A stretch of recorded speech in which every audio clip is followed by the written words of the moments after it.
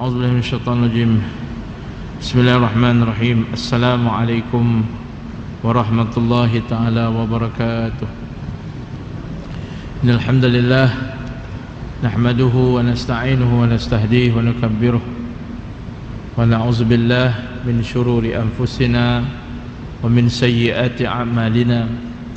May yahdihillahu fala mudilla lahu wa may yudlil falan tajida lahu waliyyan mursyida.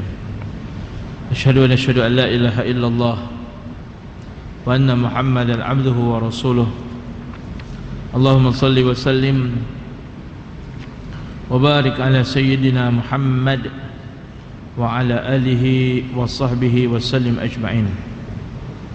Wa ba'du, fa inna asdaqal hadits kitab Allah wa khairal hadi hadi Muhammad sallallahu alaihi wasallam wa syarrul umuri muhdatsatuha wa kullu muhdatsatin bid'ah wa kullu bid'atin dhalalah wa kullu dhalalatin fin nar. Rabbi shrah li sadri wa yassir li amri wahlul 'uqdatam min lisani yafqahu qawli.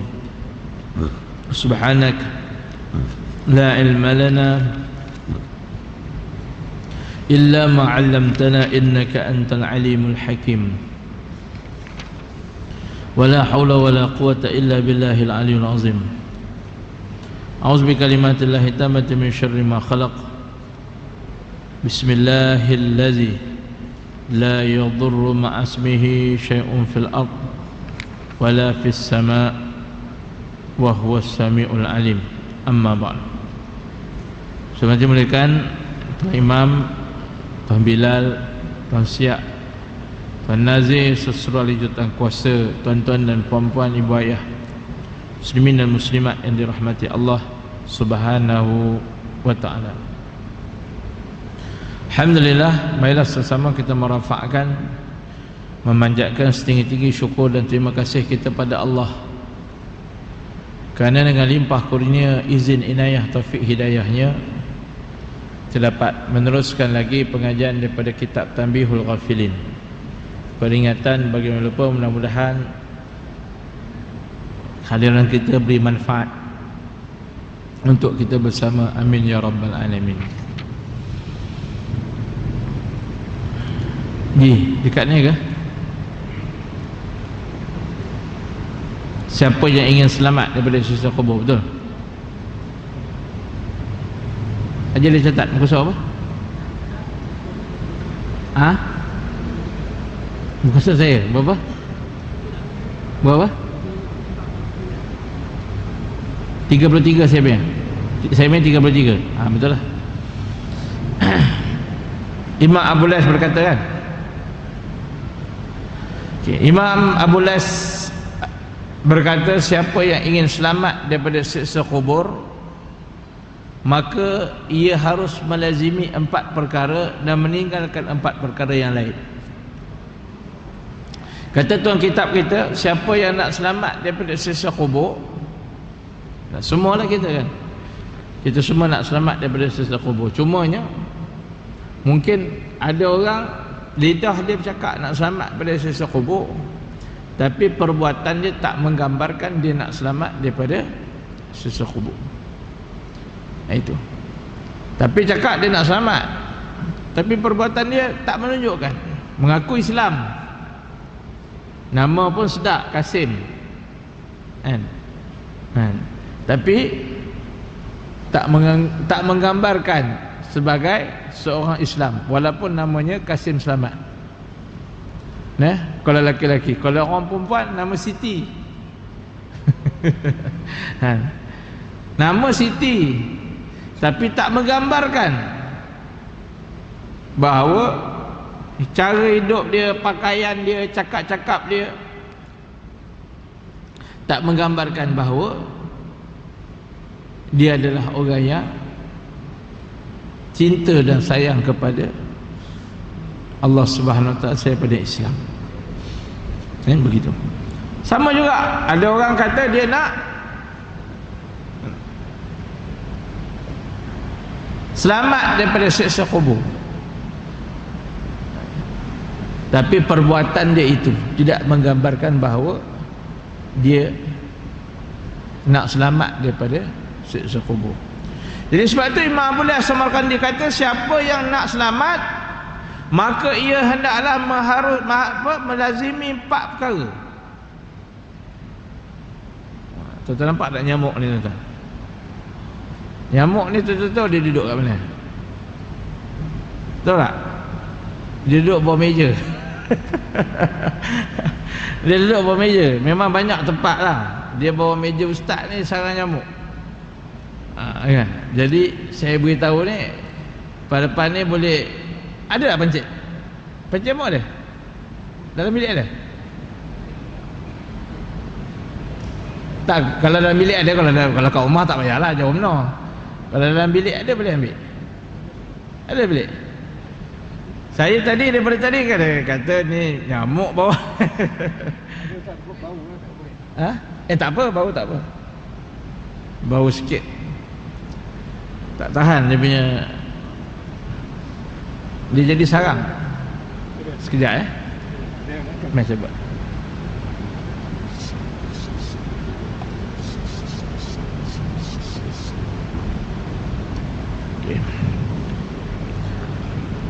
Jadi nak selamat kita malam ni tuan-tuan, kita dapat buat 4 ni pun, buat 4 dan meninggalkan 4. Kalau kita boleh buat 4 perkara ni dan tinggalkan 4 perkara ni pun comel sangatlah. Untuk malam ni lah. Kita kuliah bukan nak panjang-panjang benar. Dan tujuan kita datang ngaji adalah untuk dapat sesuatu buat balik dan beramal. Baik. Adapun yang harus dijaga, nombor 1, menjaga sembahyang 5 waktu. Sembahyang 5 waktu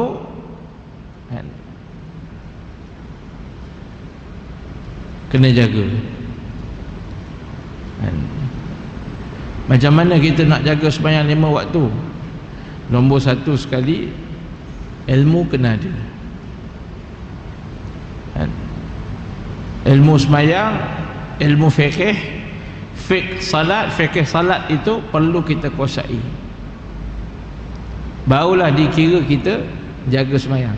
Bukan maknanya jaga sembahyang ni kita sembahyang, kita jaga, mari masjid. Betul lah, itu salah satu. Tapi nombor 1 sekali, ilmu tu mesti mantap. Ilmu tu mesti sempurna.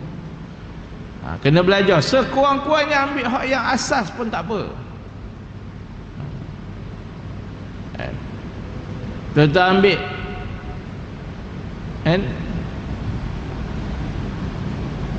fiqh manhaji pun hebatlah.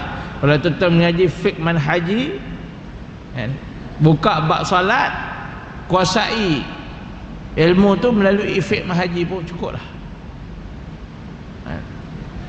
Tuan-tuan boleh kuasai lagi dengan memperkemaskan dalam fiqh Islam wa adillatuh, ataupun tuan-tuan pergi ambil kitab khusus, kitab Melayu lama, Muniatun Musalli, pun lagi mantap lah. Ataupun sekurang-kurangnya tuan-tuan ambil Matla' al-Badrain, Matla' al-Badrain pun tuan-tuan belajar dalam tu bab semayang pun, saya kira kita dah faham dan kita dah boleh menguasainya. Yang kedua, ciri orang jaga sembahyang 5 waktu, pada dia dah menguasai ilmunya, maka dia sembahyang awal waktu, di awal waktu. Kecuali dia sakit, kecuali dia ada masalah, dia ada problem, dia musafir, itu ada pengecualian dia.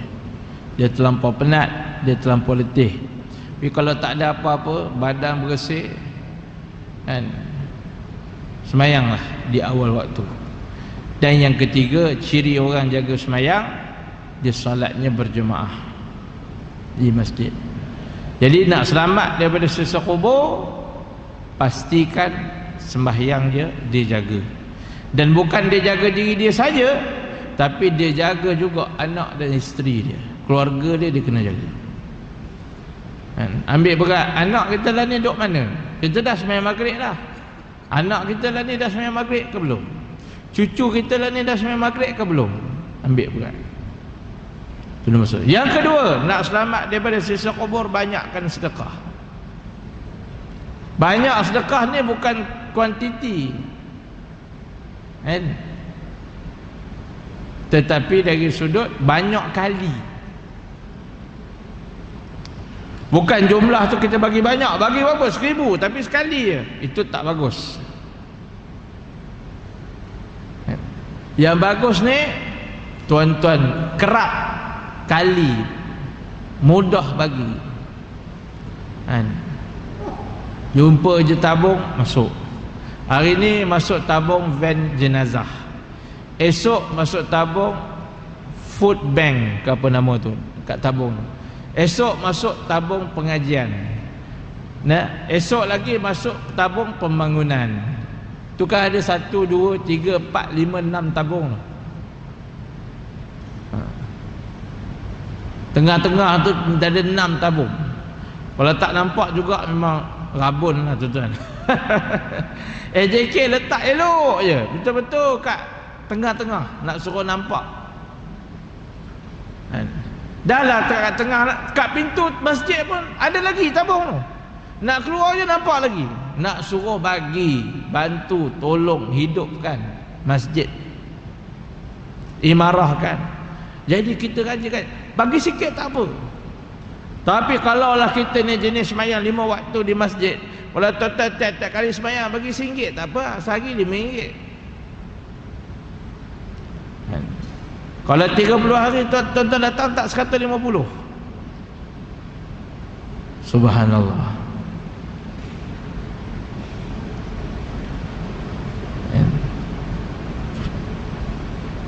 Banyak tak banyak tak apa, tapi kerap.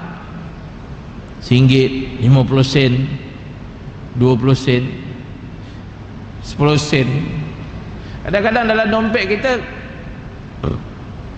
duit besar-besar kan, nak bagi sekali banyak, 100, duit 100 keping ada. Mungkin kita berasa macam Allah berat. Okey, ambil mana yang kecil ada. Yang kecil RM1, RM10, RM20 tak ada. Yang ada 10 sen, bagi 10 sen. Tetapi kedai mamak, kedai restoran, nah, apa dah habis makan bayar. Apa bayar tu tepi tu ada nampak tabung madrasah, tabung masjid, bagi lah. Baki tu ada 10 sen, ada 30 sen, 10 sen, 10 sen, 10 sen, masuk satu. Kerap tuan-tuan. Sebab kita tak tahu derma yang mana satu, derma yang time mana yang paling diterima oleh Allah, yang paling dilipat gandakan oleh Allah, kita tak tahu. Sebab tu kita kena sentiasa bagi.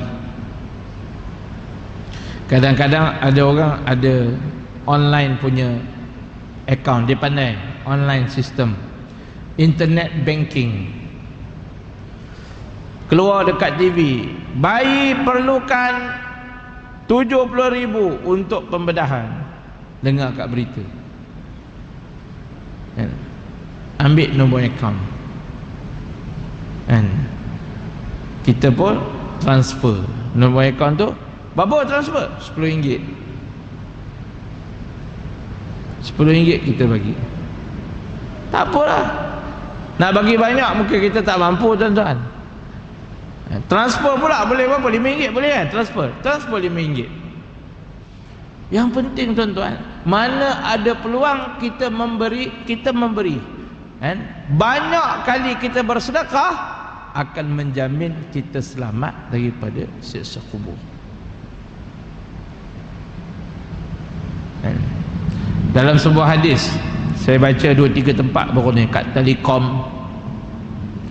Hadis Nabi kata apa?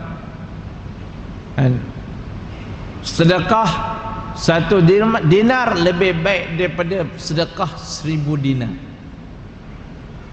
Pelik sahabat Nabi. Wa kaifa ya Rasulullah? Macam mana ya Rasulullah? 1 dinar lagi bagus daripada 1000 dinar. Nabi kata, yang 1000 dinar tu harta dia banyak. Yang bagi 1 dinar tu, dia cuma ada dinar, dinar, dirham. Dia cuma ada dirhamain, Nabi kata. Dia cuma ada 2 dirham. Dia cuma ada dirhamain. Maknanya bila dia bagi 1 dirham, maknanya dia sudah bagi 50% daripada pemilikan dia. Yang kawan tadi tu dia bagi 1000 dinar, 1000 dirham. Nabi kata dia baru bagi 1%. 1000 dirham ni tuan-tuan, kalau 1% dia lebih kurang berapa 100% apa? 1,000 lah. 1,000 dirham Dia ada 100,000 dirham, dia baru bagi 1%.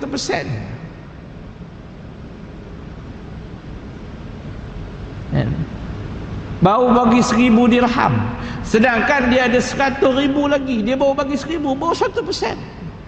Yang kawan ni dia cuma ada 2 dirham, dirhamain, 50%. Tuan-tuan, tengok hadis tu tuan-tuan, Nabi nak beritahu, Allah bukan tengok banyak ataupun sikit tau, tapi Allah SWT nilai kualiti pengorbanan kita. Hadis tu cerita pasal duit, sama juga dalam hal ehwal yang lain.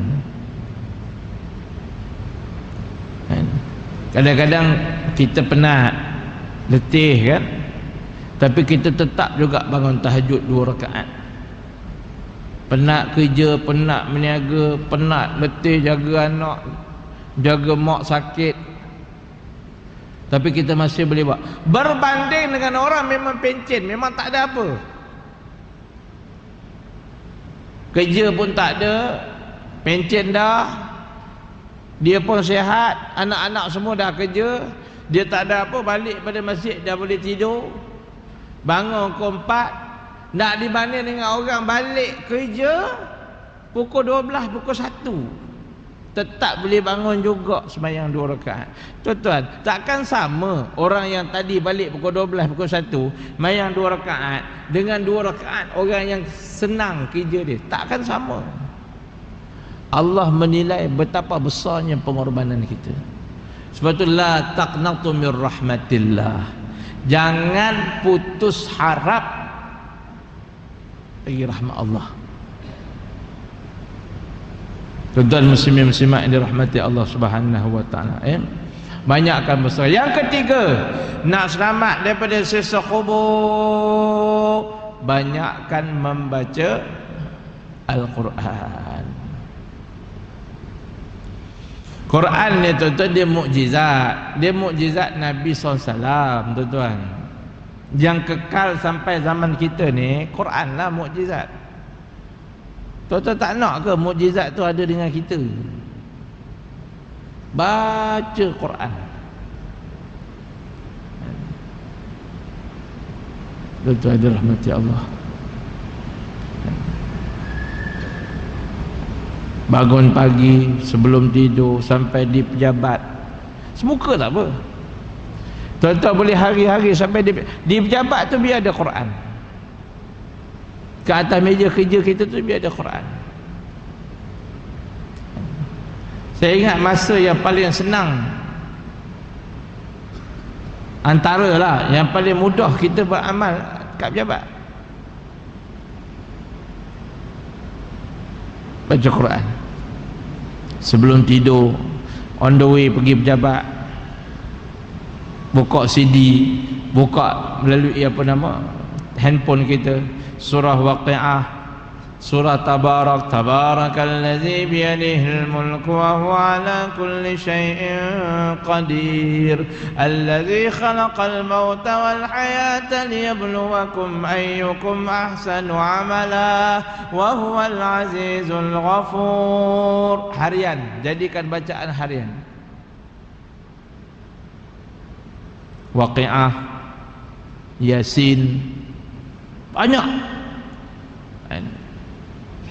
Baca Quran, tuan-tuan dirahmati Allah. Dan miracle-nya, peliknya, lagi kita baca Quran, lagi urusan kita selesai. Kan ada anak murid jumpa guru dia kan, kata selalu tak sempat, selalu kerja dia tak habis. Macam mana nak buat? Guru dia kata baca Quran 1 juzuk. Dia kata lagi dah tak sempat. Tara dia pulun hari-hari pun tak sempat, nak pergi baca pula Quran 1 juzuk ni mau makan sejam lebih juga, lagilah tak sempat. Tidur pun tak cukup tuan guru, dia kata. Tuan-tuan kata buat dulu apa saya cakap. Dia buat tuan-tuan. Bila dia baca 1 juzuk tuan-tuan, satu hari, dia try and error, bahasa Inggeris kata. Cuba satu kesilapan. Dia baca tuan-tuan, tengok tuan-tuan, hari yang dia baca 1 juzuk tu, semua kerja dia beres. Semua kerja dia siap, semua masalah dia selesai. Wah, kalau macam ni dia baca lagi, dia tambah 1 juzuk setengah, lagi kerja dia beres, lagi kerja dia siap, lagi kerja dia senang, tambah lagi 2 juzuk. Wah, kalau dia kata kalau macam ni aku tak payah kerja lah baca Quran ni. Sungguh tuan-tuan, percayalah, kalau kita memang baca Quran je tuan-tuan, bukanlah maknanya kita langsung tak pergi kerja. Kalau kita boleh curi masa yang lain, masa yang kita lapang ada, Allah akan permudahkan urusan kehidupan kita. Mukjizat Quran.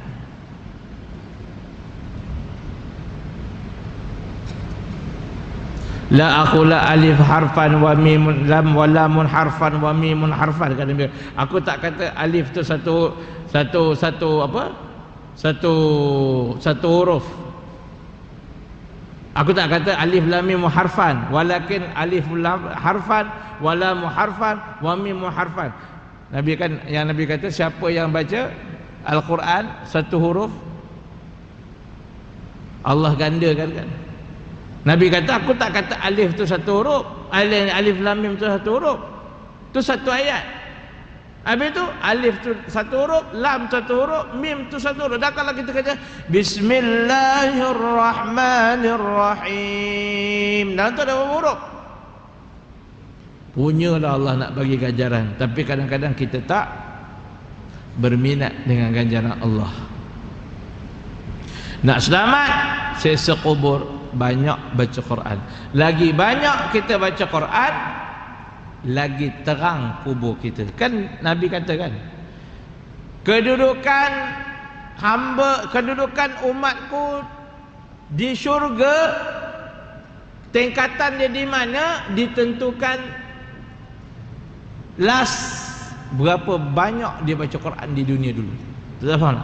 Maknanya level kita syurga Allah esok, yang menentukan level kita syurga Allah itu adalah banyak mana kita baca Quran.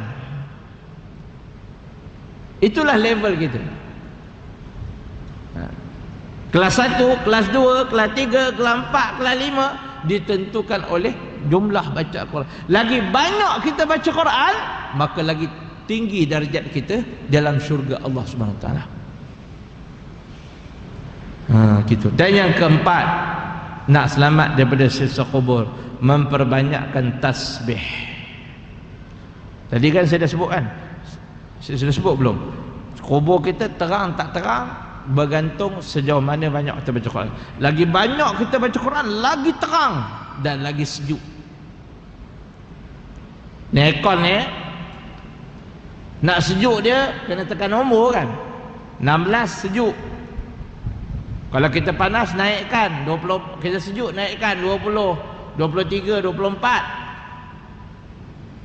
Dalam kubur yang menentukan sejuk ataupun panas, Quran.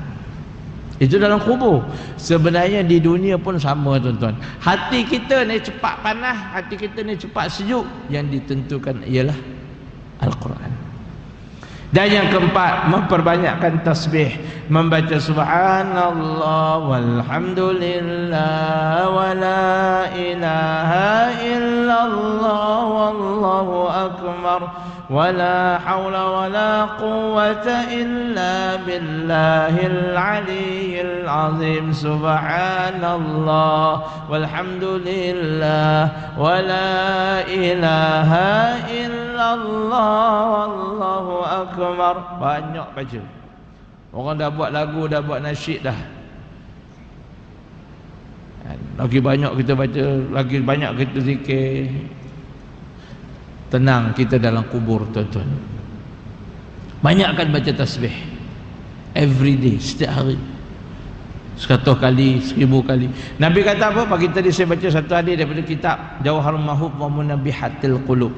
Siapa yang baca selawat pada aku, man salla alayya alfa marrah, 1000 kali,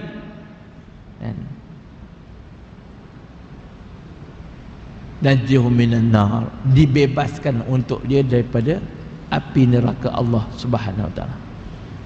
Allah, Nabi jamin, tuan-tuan, siapa yang baca selawat pada aku 1000 kali setiap hari, Allah akan bebaskan dia. Api neraka tak boleh, dia tak lut, api neraka tak boleh bakar dia.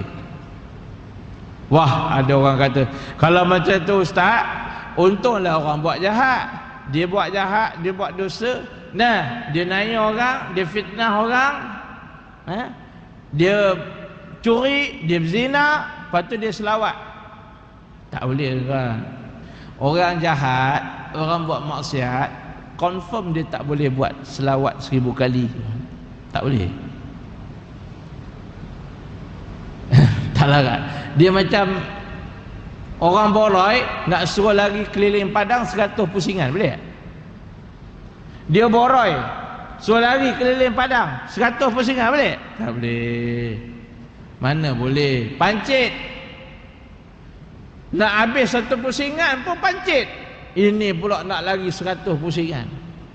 Tapi kalau bagi orang hak sukan macam Datuk Lee Chong Wei tu, ataupun yang lagi muda daripada dia, suruh lari, relax lari, tak ada masalah. 10 km. Ada orang hak jenis lagi maraton, yang lagi berapa kilometer ke, 20 km, 30 km. Relax je, kita tengok dia lagi. Yang naik basikal kayu tak berhenti. Kita tak boleh. Tak larat. Macam itulah, tuan-tuan, orang yang berdosa, pendosa, ahli maksiat, dia tak akan mampu buat selawat pada Nabi 1000 kali. Tapi kalau kita boleh buat, istiqamah setiap hari, kita ni Nabi jamin bebas daripada api neraka Allah.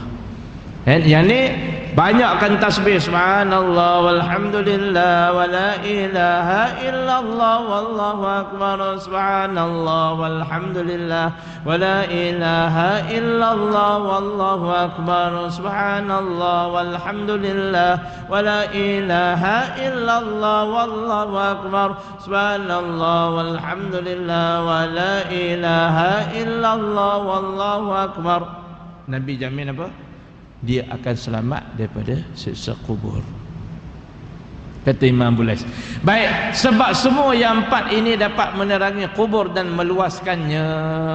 Adapun 4 yang harus ditinggalkan. Tadi itu 4 kena buat, ini 4 yang kita kena tinggal.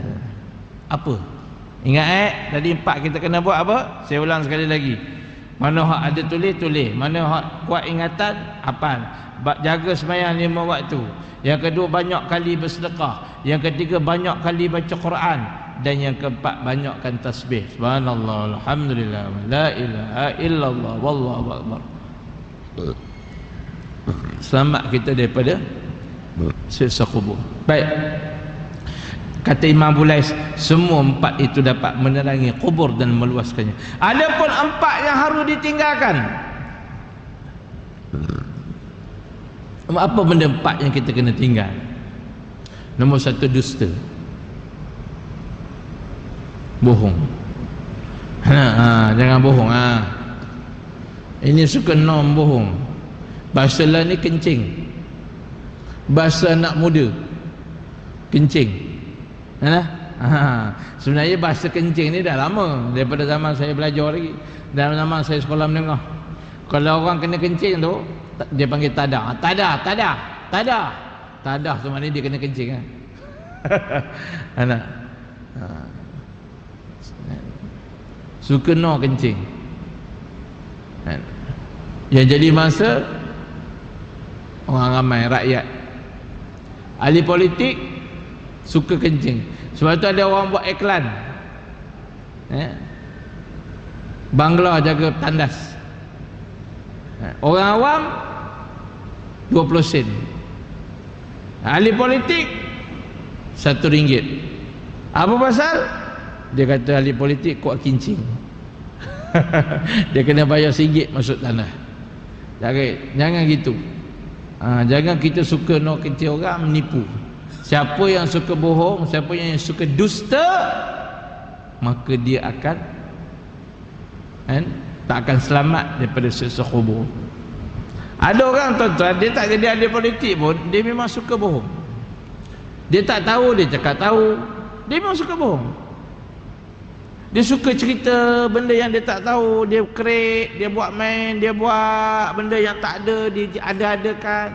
Memang tuan-tuan ada orang jenis macam tu. Tak bagus tuan-tuan. Itu tabiat buruk yang perlu ditinggalkan. Yang dusta. Yang kedua, khianat. Khianat ni apa? Khianat lah, pecah amanah. Khianat tanggungjawab. Khianat daripada amanah orang. Orang bagi kepercayaan, dia khianat. Orang bagi kuasa, dia khianat. Orang simpan duit kat dia, khianat. Orang bagi dia rahsia, suruh simpan, dia khianat. Orang khianat, dia tak akan selamat. Orang bagi jawatan suruh jaga duit, dia cari jalan macam mana duit tu boleh dapat manfaat untuk dia balik. Buat program.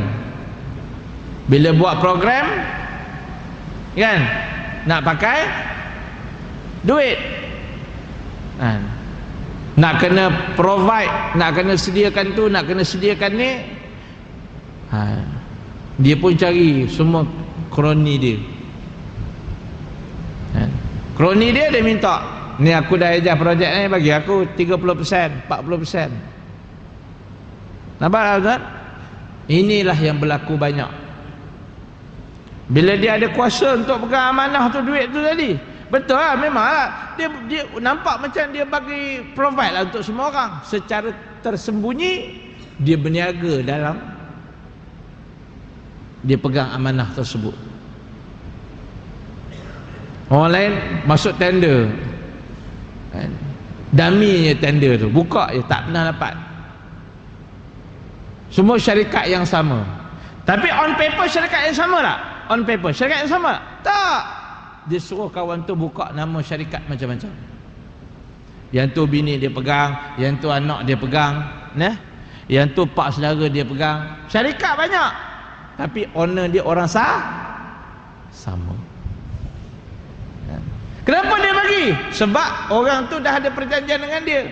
Kalau aku dapat projek ni, untuk engkau 25%. 25%.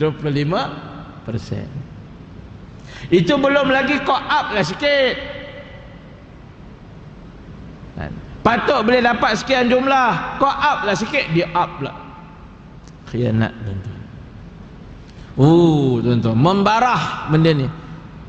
Benda ni dah membarah sampai masuk ke dalam institusi agama macam masjid.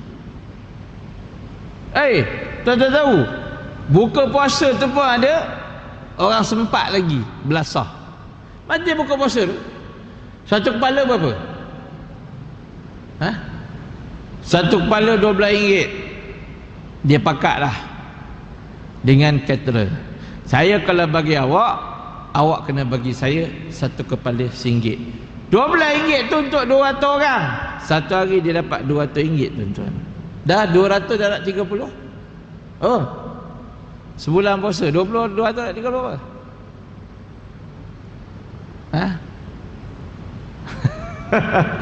230 apa?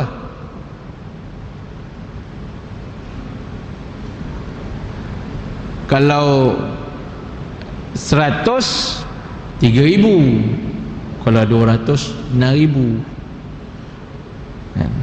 Oh, itu yang boleh beli kain samping mahal kan. Beli baju Melayu apa? Dapat duit daripada caterer. Caterer pula bila dah kena bagi RM1, makanan kurang kualiti tak? Kurang tak kualiti makanan? Kurang lah. Sepatutnya dia boleh bagi provide makanan dengan harga RM12. Tapi sebab RM12 tu dia terpaksa keluar jadi 11. Itu kalau satu orang. Ada satu tempat tuan-tuan dia kena bagi 2. Daripada 12 dia kena keluar RM2, tinggal 10. 10 tu dia nak untung tak? Dia mesti dah nak untung. Jadi paling-paling koman dia mesti nak untung 40%. Maknanya daripada RM10 tu tinggal RM9. Sebab tu kualiti makanan. Kalau tuan-tuan tengok, macam ni RM12.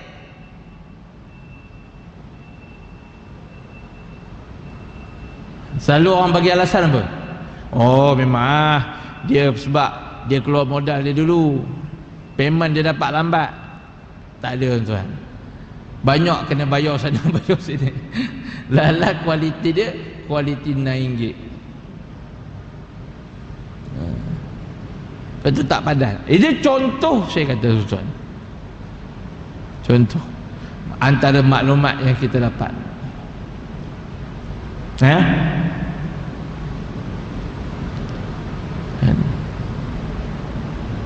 Jam azan tu tenenet tahu tak jam azan lah? Dah azan belum? Dah azan lah. Baru kita boleh sambung cerita. Jam azan ni majoriti masjid dah ada, surau pun majoriti dah ada. Berapa je guna masjid, tabung surau masjid pun ada. Biar ada orang dapat supply seluruh masjid di satu negeri. Guna duit apa? Tak payah cakap lah. Itu contoh lah tuan-tuan. Khianat tak kira kan, dia mengkhianati amanah orang, dia takkan selamat daripada siksa kubur. Mengadu domba, adu domba. Jumpa orang ni gini, jumpa orang ni gini. Jumpa A kutuk B, jumpa B kutuk A. Bahaya orang mengadu domba. Orang ni takkan selamat. Tahu kan kisah satu orang perempuan, satu orang lelaki tu dia nak ambil pekerja, cari hamba, bibik lah, bibik. Pergi dekat macam orang jual dululah, perdagangan orang, pemerdagangan orang. Cerita Piramli kan, apa cerita apa Alibaba berjalan apa tu, cerita apa tu, hamba tu apa, Tiga Abdul.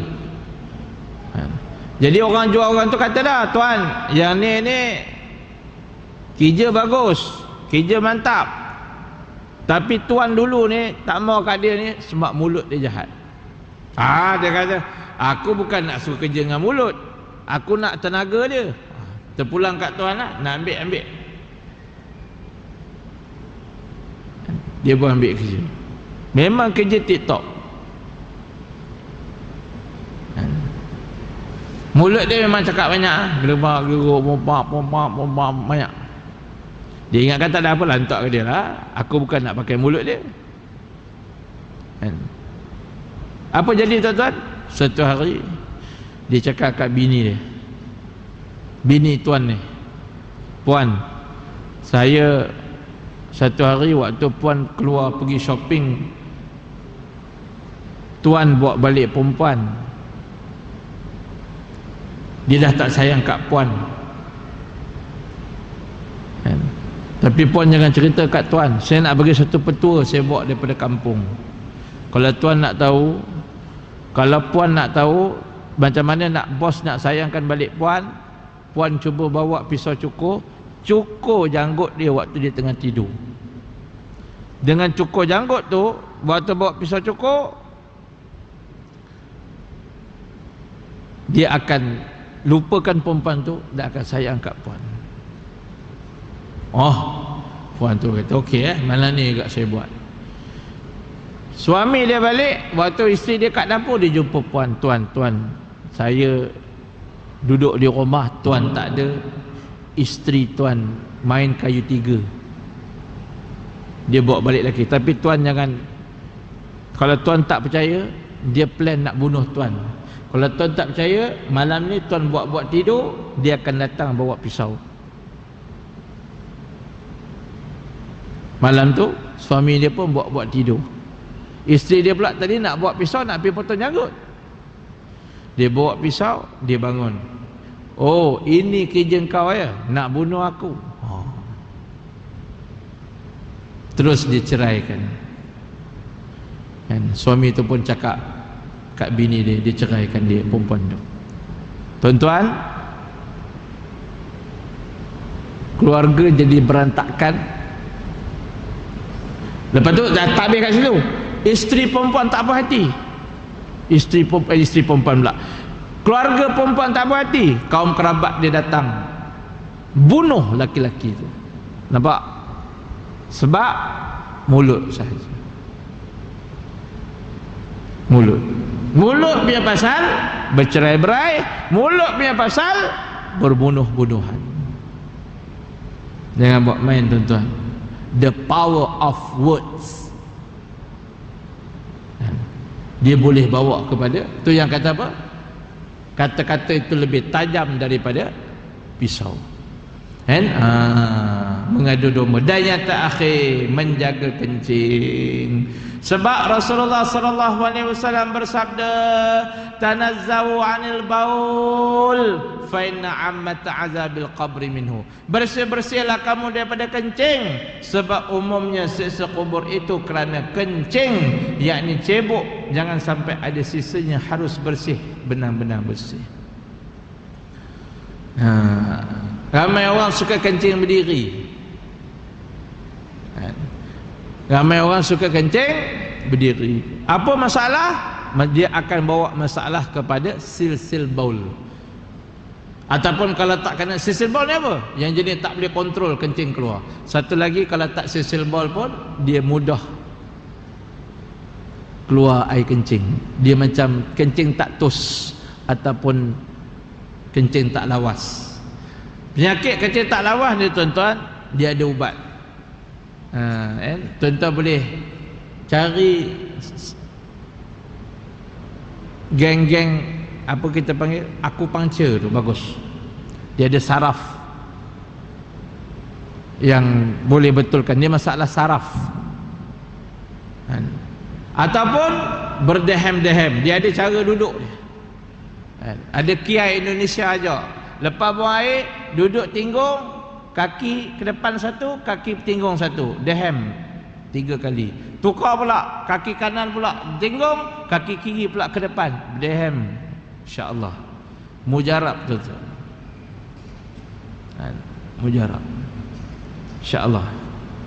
Siapa yang ada masalah tu, dia boleh berubat, ikhtiar, dan dia kena istibrak. Tadi tu istibrak lah tu. Berdehem-dehem, urutkan daripada bawah naik ke atas, supaya saki-baki itu keluar. Lepas kita dah istibrak, Nabi ajar kita pakai seluar, basahkan seluar tersebut, renjiskan 3 kali. Selepas pada itu, Nabi suruh kita abaikan. Tak peduli lah lepas tu. Tak payah peduli. Kenapa Nabi suruh renjis? Apa tujuan? Siapa tahu? Tujuan dia supaya jangan layan.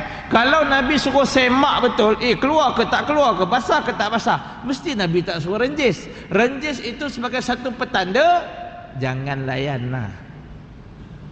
Selepas kita istibrak. Siapa yang tak istibrak, ni yang dia kena. Dia kira termasuk golongan yang tak jaga kencing. Lepas kencing je, dah lah kencing berdiri, main sapu-sapu gitu je. Nak ambil, oh siapa gitu je, relax. Lepas tu dah, lepas tu pergi semayang. Tak boleh gitu.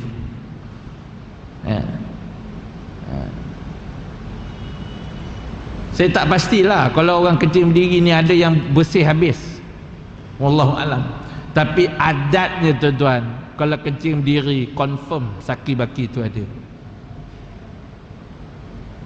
Okey. Itu kena jaga lah istibrak. Tapi jangan sampai was-was. Sebab tu Nabi ajar jangan was-was. Mana lepas kita dah istibrak, dah basuh, dah pakai surat rajik, dah biar.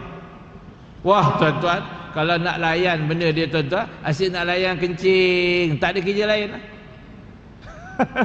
Memang tak buat kerja lain. Asyik nak layan kencing. Nak pergi mana-mana Allah, tak asyik nak layan kencing. Tak boleh buat benda. Satu berubat, kita berubat juga.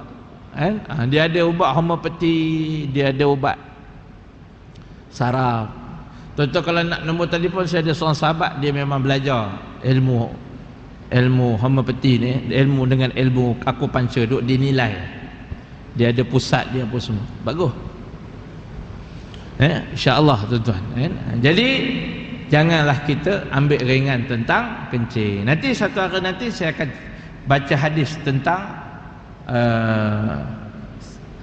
orang kena azab kubur. Okey, ini berapa bulan?